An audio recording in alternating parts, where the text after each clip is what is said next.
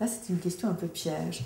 Alors, je dirais que bien sûr qu'il y a des éléments personnels de ma vie qui sont relatés dans ce livre.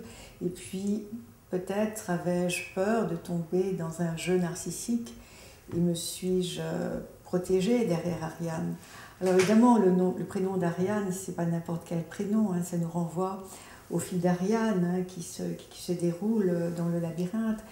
Le fil d'Ariane, cette pelote qui aide à trouver un chemin dans ce dédale qu'est la maladie. Et je dirais que le fil qui aide les deux protagonistes, qui sont Simon et Ariane, eh bien c'est l'amour qui les relie. Un amour qui avait eu du mal à s'exprimer dans la vie, puisque Simon est un homme d'affaires, Ariane est psychanalyste, elle est écrivain, c'est une artiste, donc les mots manquaient à s'exprimer.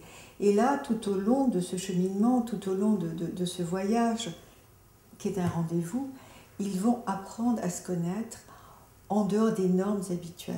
On va être dans le subtil, on va être dans l'amour, on va être dans la sensibilité. On va être aussi dans la douleur, une douleur partagée que Simon peut partager avec Ariane parce qu'elle comprend la douleur.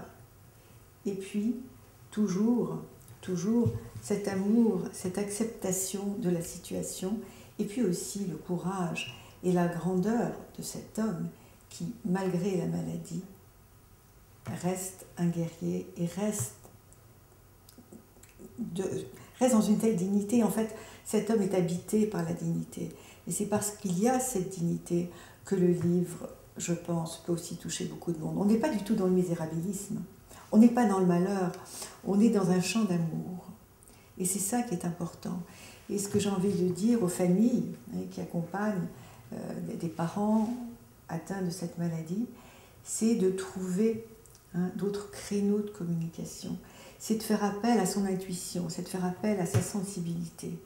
Et c'est surtout ne pas perdre espoir, parce qu'il y a de toute façon quelque chose qui se tisse au-delà des mots entre le patient et son entourage.